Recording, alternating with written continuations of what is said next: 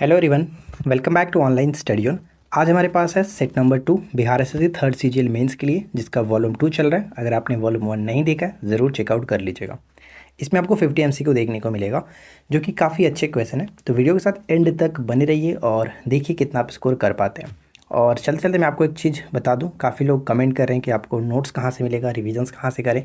तो मैं आपको बता दूँ कि हमारे एप्लीकेशन पे जो कोर्स है Bihar SSC third CGL mains के लिए, सिर्फ और सिर्फ 199 रुपये में आपको पूरी कोर्स मिल जाएगी, जिसमें आपको सारा नोट्स आपको मिलेगा, जहाँ पे आप रिवीजन कर सकते हैं लास्ट टाइम में। तो जल्दी से जाइए एप्लीकेशन पे और वहाँ से अपनी मनपसंद कोर्स को ज्वाइन कर सकते हैं। और हम आपको फ़िलहाल रिकमेंड करेंगे कि आप इस कोर्स को ज्वाइन करिए, क्योंकि इसमें आपको बहुत कम कीमत पे सारी स्टडी मटेरियल मिल जाएगी। ठीक है। सबसे पहला प्रश्न है कि निम्नलिखित में से किसे स्वर्ग से उत्पन्न सेनानायक कहा गया? स्वर्ग से उत्पन्न सेनानायक किसे कहा गया? इस प्रश्न का राइट आंसर हो जाएगा option B, Robert Clive. Robert Clive, जिसमें बंगाल में द्वैत शासन को लागू किया था और वारेन हेस्टिंग्स ने इसको समाप्त किया था। तो ये चीज़ इंपॉर्टेंट है, हमेशा पूछा जाता रहता है, ध्यान रखिएगा। अगला है कि किस शासक ने ईस्ट इंडिया कंपनी को दीवानी प्रदान किए थे? किस शासक ने ईस्ट इंडिया कंपनी को दीवानी प्रदान किए थे? यहाँ पे हमारा करेक्ट आंसर होगा ऑप्शन सी, शाह आलम द्वितीय। शाह आलम द्वितीय बिल्कुल सही आंसर होगा, जो कि आपको पता होगा इलाहाबाद की संधि, जिसके बारे में हम यहाँ पे देख लेते हैं। इलाहाबाद की संधि 1765। इलाहाबाद की दो संधि हुई थी, पहला 12 अगस्त 1765, दूसरा 16 अगस्त 1765। ईस्ट इंडिया कंपनी की ओर से रॉबर्ट क्लाइव और बादशाह शाह आलम द्वितीय के मध्य हुई थी। साथ ही साथ कंपनी के बादशाह को 26 लाख रुपये वार्षिक खिराज देना स्वीकार किया गया था। इस संधि के बदले में बादशाह ने ईस्ट इंडिया कंपनी को बंगाल, बिहार और उड़ीसा की दीवानी यानी राजस्व वसूलने का अधिकार सौंप दिया था। दीवानी का मतलब होता है राजस्व वसूलने का अधिकार प्रदान किया था। तो ये इंपॉर्टेंट रहेगा, ध्यान रखेंगे। राष्ट्रीय पर्यावरण इंजीनियरिंग संस्थान अनुसंधान संस्थान कहाँ स्थित है? जिसको हम लोग नीरी के नाम से जानते हैं। ठीक है, NEERI, नीरी के नाम से जाना जाता है। ये पड़ता है आपका नागपुर में। इसका मुख्यालय नागपुर में 1958 में इसकी स्थापना की गई थी। चलिए, इसके बाद नेक्स्ट वन है कि बारहमासा की रचना किसने की? बारहमासा की रचना किसके द्वारा की गई है, बताइए। तो बारहमासा की रचना मलिक मोहम्मद जैसी ने किया, यानी ऑप्शन सी बिल्कुल सही आंसर होगा। नेक्स्ट प्रश्न ये कि भारतीय संविधान का ब्लूप्रिंट समझा जाता है। भारतीय संविधान का ब्लूप्रिंट किसको समझा जाता है? भारतीय संविधान का जो सबसे गहरा प्रभाव पड़ा है वो इसी अधिनियम के द्वारा, भारत सरकार अधिनियम 1935 के द्वारा। यहाँ पे बी बिल्कुल सही आंसर होगा। भारत सरकार अधिनियम 1935 के द्वारा 1937 में पहला संघीय जो न्यायालय है दिल्ली में स्थापना की गई थी। वर्मा को अलग कर दिया गया था इसके द्वारा। ये दो महत्वपूर्ण प्रश्न इससे हमेशा पूछे जाते हैं, इसको याद रखना है। अगला है कि जब कोई वस्तु चंद्रमा से पृथ्वी पर स्थानांतरित की जाती है, यानी चंद्रमा से पृथ्वी पर कोई सी वस्तु को लाया जाता है, तब क्या होगा? ये प्रश्न देखिए ऑलरेडी आपका बिहार एसएससी प्री में पूछा गया था, इसी टाइप के प्रश्न पूछे गए थे। ठीक है, तो यहाँ पे अगर हम बात करेंगे तो सही आंसर क्या होगा? करेक्ट आंसर होगा कि भार हमेशा बदलता है लेकिन द्रव्यमान स्थिर रहता है। तो पृथ्वी पर इसका भार तो बढ़ जाएगा लेकिन इसका द्रव्यमान स्थिर रहेगा। तो यहाँ पे हमारा ऑप्शन डी बिल्कुल सही आंसर होगा। ऑप्शन डी को टिक करेंगे। पूरे वर्ष एक ही दिशा में प्रवाहित होने वाली जो पवन होती है उसे हम किस नाम से जानते हैं? पूरे वर्ष एक ही दिशा में प्रवाहित होने वाली जो पवन होती है उसे हम लोग किस नाम से जानते हैं? उसे सनातनी पवन कहते हैं। सनातनी पवन, ऑप्शन बी को टिक करेंगे। अगला प्रश्न है कि भारतीय संविधान में कौन सा मौलिक अधिकार बताता है कि सभी व्यक्तियों को देश के कानूनों द्वारा समान रूप से संरक्षित किया जाएगा? समान रूप से संरक्षित किया जाएगा। तो ध्यान दीजिएगा कि आर्टिकल जो 14 से 18 हम देखते हैं, यानी समानता का अधिकार, जिसमें क्या कहा जाता है कि सभी व्यक्तियों को देश के कानूनों द्वारा समान रूप से समझा जाएगा। यहाँ पे हमारा सही आंसर हो जाएगा ऑप्शन ए। ठीक है, समानता का अधिकार। ईस्ट इंडिया कंपनी और पुर्तगालियों के बीच स्वाली की लड़ाई कब हुई थी? स्वाली की लड़ाई कब हुई थी? तो ध्यान रखिएगा, स्वाली की जो लड़ाई हुई थी वो 1612 में हुआ था। 1612, यहाँ पे ऑप्शन ए को टिक करेंगे। स्वाली की लड़ाई 1612 ईस्वी में।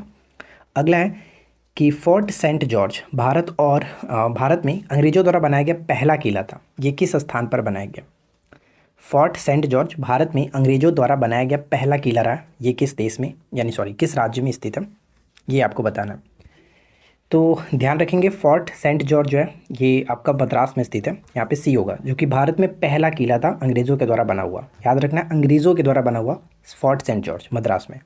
यहाँ पे देख सकते हैं कि फोर्ट सेंट जॉर्ज भारत का पहला अंग्रेजी किला है, जिसकी स्थापना 1644 में मद्रास के तटीय शहर आधुनिक जो कि शहर चेन्नई में की गई थी। किला अब तमिलनाडु राज्य की विधानसभा के लिए एक प्रशासनिक मुख्यालय के रूप में कार्य करता है। ये भी याद रखेंगे, ध्यान रखिएगा। अगला है कि फ्लोएम निम्नलिखित में से किस में पाया जाता है। फ्लोएम जो होता है वो निम्नलिखित में से किस में पाया जाता है। तो फ्लोएम जो होता है वो पौधों का एक भाग होता है, यानी सिर्फ और सिर्फ पौधों में ही देखने को मिलता है। यहाँ पे सही आंसर हो जाएगा ऑप्शन ए, फ्लोएम जाइलम आपको पढ़ा हुआ। फ्लोएम के द्वारा खाद्यों का स्थानांतरण होता है अलग अलग भागों में, जबकि जाइलम के द्वारा सिर्फ और सिर्फ पानी का स्थानांतरण होता है। तो यहाँ पे हम कहेंगे ऑप्शन ए होगा, ये सिर्फ और सिर्फ पौधे के भाग होते हैं। डांडेली वन्यजीव अभयारण्य किस राज्य में स्थित है। डांडेली वन्यजीव अभयारण्य भारत के किस राज्य में स्थित है, ये आपको गेस करना है। तो सही आंसर ऑप्शन डी होगा, कर्नाटक। डांडेली वन्यजीव अभयारण्य कर्नाटक में स्थित है। और मैंने आपको बताया था कि वन्यजीव अभयारण्य को आप एक बार अच्छे से पढ़ लीजिएगा क्योंकि इंपॉर्टेंट रहने वाला है। अगला देखिए, इंडियन लिबरल पार्टी किसके द्वारा स्थापित की गई थी। इंडियन लिबरल पार्टी जो किसके द्वारा स्थापित की गई थी। तो यहाँ पे हमारा सही आंसर बनेगा option A, Surendra Nath Banerjee. Option A बिल्कुल सही आंसर है, सुरेंद्र नाथ बनर्जी। चलिए आगे बढ़ते हैं। इसके बाद अगला प्रश्न है कि सैंडस्टोन किस प्रकार की चट्टान है। सैंडस्टोन यानी चूना पत्थर जो है वो किस प्रकार के चट्टान का एक भाग होता है। तो ये अवसादी चट्टान का भाग होता है। अवसादी चट्टान, ऑप्शन हम डी को टिक करेंगे क्योंकि ध्यान रखिएगा अग्नेय और अवसादी से चट्टान से संबंधित जितने भी प्रश्न हैं हम आपको ऑलरेडी करा चुके। चट्टान वाला हमारा आप सीरीज़ देख सकते हैं, यानी चट्टान पर एक अलग वीडियो हमने बनाया, आप उसको देखिएगा। अगला है कि मोतीलाल नेहरू ने कब या फिर कहाँ पर आयोजित 1919 में कांग्रेस अधिवेशन की अध्यक्षता की थी। मोतीलाल नेहरू ने कहाँ के अधिवेशन की अध्यक्षता इन्होंने किया था। तो अमृतसर, ठीक है, अमृतसर में आयोजित 1919 के कांग्रेस अधिवेशन की अध्यक्षता इन्होंने किया था। नीमो बाजुको नामक बांध किस नदी पर बनाया गया। नीमो बाजुको जो बांध है वो किस नदी पर बनाया गया, ये आपको बताना। तो ध्यान रखिए नीमो बाजुको जो बांध है इसका संबंध हो जाएगा सिंधु नदी पर। ये जम्मू कश्मीर में सिंधु नदी पर है, option A. Great barrier reef बताइए किसके तट पर स्थित है। ग्रेट बैरियर रीफ, और ये one of the most important question है, हमेशा रिपीट होता रहता है। ग्रेट बैरियर रीफ का संबंध हो जाएगा पूर्वी ऑस्ट्रेलिया। पूर्वी ऑस्ट्रेलिया, यहाँ पे ऑप्शन सी है होगा सही आंसर। अगला है कि निम्नलिखित में से संविधान सभा की संघ संविधान समिति के अध्यक्ष कौन थे। जो अलग अलग समिति बनी थी उसके संघ संविधान समिति के अध्यक्ष कौन थे। तो जब भी बात संघ की आती है तो वहाँ पे जवाहरलाल नेहरू को टिक करेंगे। यहाँ पे सी बिल्कुल हमारा सही आंसर हो जाएगा। और साथ ही साथ यहाँ पे मैं आपको कुछ और भी बताता हूँ। जैसे देखिए, संघ संविधान समिति के अध्यक्ष तो जेएलएन हो गए। प्रारूप समिति के अध्यक्ष कौन थे, भीमराव अम्बेडकर थे। झंडा समिति के अध्यक्ष जेवी कृपलानी। और मौलिक अधिकार व अल्पसंख्यक समिति के अध्यक्ष जो थे वो सरदार वल्लभ भाई पटेल थे। ये भी बहुत इंपॉर्टेंट है, हमेशा रिपीट होता है। इसके बाद हमारा अगला प्रश्न है कि निनाई जलप्रपात निम्नलिखित में से किस नदी के जल क्षेत्र पर स्थित है। निनाई जलप्रपात जो पड़ता है ऑप्शन सी होगा, नर्मदा नदी। निनाई जलप्रपात नर्मदा नदी, ऑप्शन सी। तृतीय कर्नाटक युद्ध की समाप्ति कब हुई थी। देखिए, तृतीय कर्नाटक युद्ध तो सबसे पहले आपको डेट याद होना चाहिए, 1756 से लेकर के 63 तक, जिसको सप्तवर्षीय युद्ध के नाम से भी हम जानते हैं। और इंग्लैंड फ्रांस ये होता है, ठीक है। और इसका समापन जो हुआ था वो पेरिस की संधि के तहत। पेरिस की संधि तहत पहला जो हुआ था वो एलासापल के संधि के तहत, दूसरा कर्नाटक युद्ध का समापन पांडिचेरी, और तीसरा पेरिस के संधि के तहत। तो यहाँ पे सही आंसर ऑप्शन ए होगा, करेक्ट। चलिए इसके बाद अगला है कि किसी तत्व के परमाणु का परमाणु क्रमांक 17 और द्रव्यमान संख्या 36 है, उनके न्यूक्लियस में जो न्यूट्रॉन की संख्या वो कितना होगा। उसके न्यूक्लियस में न्यूट्रॉन की संख्या कितना होगा। तो न्यूट्रॉन की संख्या हम कैसे निकालते हैं, द्रव्यमान में से, ठीक है, द्रव्यमान में से घटाया जाता है। तो द्रव्यमान में से अगर हम परमाणु क्रमांक से घटाते हैं, 36 में से 17 घटा देंगे तो 19 यहाँ पे सही हो जाएगा, ऑप्शन सी सही, ठीक है। समान परमाणु संख्या वाले न्यूक्लियॉइड्स को क्या कहते हैं। समान परमाणु संख्या वाले, ध्यान रखिएगा, समान परमाणु संख्या उसमें यानी परमाणु क्रमांक से, लेकिन उनका परमाणु द्रव्यमान भिन्न होता है, उसे हम लोग कहते हैं समस्थानिक। जिसको इंग्लिश में आइसोटॉप्स के नाम से जाना जाता है। जबकि इसका उल्टा जो होता है, यानी कि अगर परमाणु द्रव्यमान समान हो, परमाणु क्रमांक भिन्न हो, तो वहाँ पे हम लोग उसको समभारिक यानी कि आइसोबार के नाम से जानते हैं। तो ये हमेशा रिपीट होता रहता है, तो आपको कन्फ्यूज़ नहीं होना, ध्यान रखना है। कोशिका में राइबोसोम की अनुपस्थिति में कौन सा कार्य नहीं होगा। अगर कोशिका में राइबोसोम अनुपस्थित है, नहीं है, तो वहाँ पे एक कार्य संपन्न नहीं होता है, जिसे हम लोग कहते हैं प्रोटीन संश्लेषण। प्रोटीन संश्लेषण किसका मुख्य कार्य होता है, राइबोसोम का मुख्य कार्य होता है। हमेशा प्रश्न ये बनता है।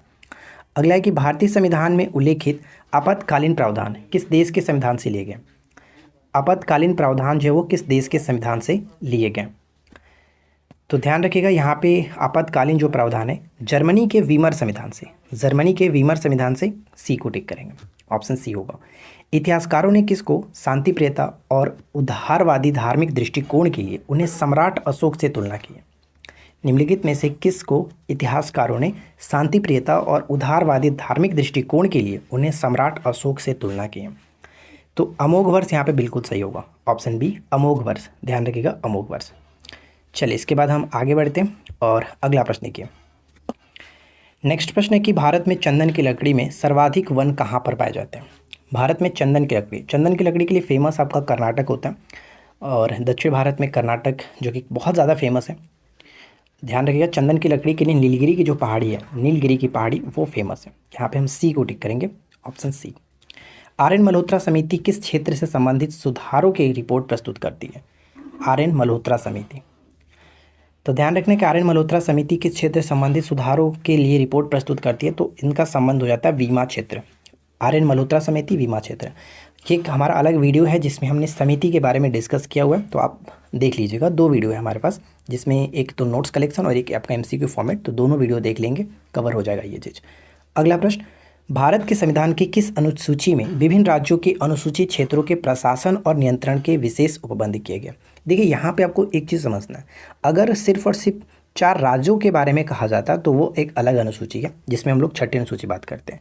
यहाँ पर किसी राज्य के बारे में नहीं कहा जा रहा, विभिन्न राज्य कहा जा रहा है, यानी उन 4 राज्यों से अलावे बाकी राज्यों के बारे में। तो ये 5वीं अनुसूची में देखने को मिलेगा, यहाँ पे बी हो जाएगा।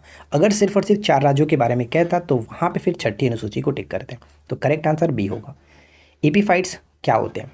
एपीफाइट्स वह पौधे हैं जो अन्य पौधों पर निर्भर रहते हैं। किस लिए? अन्य पौधों पर निर्भर रहते हैं।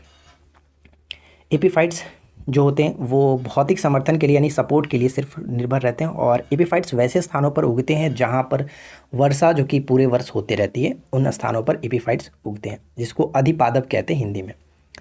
अंग्रेज़ों ने पूर्वी भारत में पहली बार उड़ीसा में महानदी के मुहाने पर हरिहरपुर, बालासोर और पिपली में फैक्ट्रियाँ कब स्थापित की थी? बालासोर और पिपली में फैक्ट्रियाँ कब स्थापित की थी? अंग्रेज़ों के द्वारा ये बात की जा रही है, अंग्रेज़ों ने पूर्वी भारत में। तो ये प्रश्न बहुत बार रिपीट हुआ है, 1633 ईस्वी में, ऑप्शन सी 1633 ईस्वी में। निम्नलिखित में से किसे सेनिया या फिर इसको हम लोग कहते हैं नियमित और स्थायी सेना रखने वाला कहा गया है? सेनिया के नाम से जाना जाता है। हर्यक वंश के जो एक राजा थे जिनको हम लोग बिंबिसार के नाम से जानते हैं, बिंबिसार, यहाँ पे ऑप्शन सी हो जाएगा, बिंबिसार, ऑप्शन सी, जिसको सेनिया के नाम से जाना गया। सल्फर का साधारण नाम क्या है? सल्फर का साधारण नाम क्या है? गंधक तो आप जानते हैं, लेकिन यहाँ पे अकॉर्डिंग टू ऑप्शन हम देखें तो ब्रिमस्टोन होगा, ब्रिमस्टोन, ऑप्शन डी ब्रिमस्टोन। ठीक है, आगे बढ़ते हैं। अगला देखिए, विश्व का पहला गणतंत्र वैशाली में किसके द्वारा स्थापित किया गया था? विश्व का पहला गणतंत्र जो है वो वैशाली में स्थापित हुआ था। कभी कभी क्वेश्चन ऐसे ही पूछा था कि विश्व का पहला गणतंत्र कहाँ स्थापित हुआ था, तो ये वैशाली में। अगर हम बात करें कि किनके द्वारा, तो लिच्छवियों के द्वारा। ठीक है, लिच्छवियों के द्वारा, ऑप्शन बी होगा। केसर पौधे के किस भाग से प्राप्त होता है? केसर जो होता है वो पौधे के किस भाग से प्राप्त होता है? ध्यान रखना, केसर के उत्पादन में भारत में जम्मू कश्मीर टॉप पर है। और अगर हम देखें यहाँ पे कि कहाँ पर, तो मतलब कि किस भाग से, तो स्टिग्मा कहते हैं या फिर इसको वर्तिकाग्र कहा जाता है, वर्तिकाग्र या फिर स्टिग्मा। विनायक दामोदर सावरकर ने मित्र मेला नामक जो संस्था है इसकी स्थापना कब की थी? यही मित्र मेला आगे चलकर अनुशीलन समिति बनी थी। तो यहाँ पे देखें मित्र मेला का जो है वो 1899 बिल्कुल सही आंसर होगा, ऑप्शन डी। अगला प्रश्न है कि अगला प्रश्न ये कह रहा है कि भारतीय राष्ट्रीय कांग्रेस के पहले अध्यक्ष बताइए कि कौन थे? ये क्वेश्चन बहुत इंपॉर्टेंट है, ध्यान रखिएगा। भारतीय राष्ट्रीय कांग्रेस के पहले अध्यक्ष अगर हम देखें तो बहुत सिंपल सा क्वेश्चन भी, आपको पता है कि 1885 में इसका गठन हुआ। पहला जो अधिवेशन हुआ था वो बम्बई में हुआ था। ठीक है, बम्बई में, जिसकी अध्यक्षता कर रहे थे बोमेश चंद्र बैनर्जी यहाँ पे हुआ। प्रथम अंग्रेज अध्यक्ष जॉर्ज ह्यूले, बद्रुद्दीन तैयबजी प्रथम मुस्लिम अध्यक्ष, और प्रथम पारसी अध्यक्ष के रूप में दादा भाई नौरोजी को जानते हैं। तो फिलहाल यहाँ पे इनमें से कोई नहीं, ऑप्शन डी होगा। फतवा जहानदारी जो निम्नलिखित में से किसके द्वारा लिखी गई पुस्तक है? मैंने मध्यकालीन इतिहास पे जो साहित्यिक पुस्तक है उस पर एक अलग वीडियो बनाया हुआ है, आप उन्हें अगर नहीं देखा है तो ज़रूर देख लीजिएगा। फतवा जहानदारी जो है वो ज़ियाउद्दीन बर्नी के द्वारा लिखा गया, ज़ियाउद्दीन बर्नी, ऑप्शन बी होगा करेक्ट आंसर। अगला प्रश्न कि कर्नाटक का काम्बला जो त्यौहार है किससे संबंधित है? कर्नाटक का काम्बला जो त्यौहार है वो किससे संबंधित है? तो यहाँ पे हमारा करेक्ट आंसर होगा कर्नाटक का कामला जो है वो भैंसों की दौड़ से संबंधित है, भैंसों की दौड़ से, ऑप्शन बी सी होगा। जबकि एक जल्लीकट्टू होता है वो तमिलनाडु से संबंधित है, ठीक है, जल्लीकट्टू तमिलनाडु से। विश्व स्वास्थ्य संगठन, विश्व स्वास्थ्य संगठन WHO यानी कि वर्ल्ड हेल्थ ऑर्गेनाइजेशन का मुख्यालय कहाँ पर पड़ता है, जिसकी स्थापना 7 अप्रैल 1948 को की गई थी, 7 अप्रैल 1948 को, और 7 अप्रैल को विश्व स्वास्थ्य दिवस के रूप में भी मनाते हैं। ध्यान रखेंगे इसकी स्थापना 1948 स्विट्जरलैंड जेनेवा में इसका मुख्यालय है, ऑप्शन सी। अगला है कि सुमेलित नहीं है, बताइए निम्नलिखित में से कौन सुमेलित नहीं है। निर्मल हृदय की स्थापना जो कि मदर टेरेसा ने किया था, सदाकत आश्रम डॉक्टर राजेंद्र प्रसाद, पवनार आश्रम विनोबा भावे, यानी तीनों के तीनों बिल्कुल सही है, ऐसा इसमें कोई नहीं है जो कि गलत हो, तो इनमें से कोई नहीं, ऑप्शन हम डी को टिक करके आगे बढ़ेंगे, इनमें से कोई नहीं। गांधी शांति पुरस्कार की शुरुआत कब हुई थी, ये प्रश्न भी इंपॉर्टेंट है और खास करके इसका करंट हमेशा पूछा जाता रहता है। गांधी शांति पुरस्कार की शुरुआत कब हुई थी, तो 1995 में, गांधी शांति पुरस्कार 1995, ऑप्शन बी होगा। अंडमान को निकोबार से कौन सा जल स्रोत पृथक करता है, अंडमान को निकोबार से कौन सा जल स्रोत अलग करता है। 8 degree channel, 9 degree channel, 10 degree channel, ये तीनों मैंने आपको कराया हुआ। तो यहाँ पे देखिए 10 डिग्री चैनल की अगर हम बात करते हैं तो छोटा अंडमान कार निकोबार को अलग करता है, यानी 10 डिग्री चैनल यहाँ पे बिल्कुल सही आंसर होगा। जबकि मालदीव और मिनिकॉय, ठीक है, मालदीव और मिनिकॉय को 8 डिग्री, जबकि 9 डिग्री जो चैनल है वो लक्षद्वीप को मिनिकॉय से अलग करता है। तो ये तीनों इंपॉर्टेंट है, रिपीट होता रहता है। अगला देखिए क्या है कि वर्ल्ड डेवलपमेंट रिपोर्ट किसका वार्षिक प्रकाशन है। वर्ल्ड डेवलपमेंट जो रिपोर्ट है वो किसके द्वारा हर वर्ष प्रकाशित किया जाता है, वार्षिक प्रकाशन है। तो ये IBRD बिल्कुल सही आंसर होगा, IBRD, ऑप्शन ए।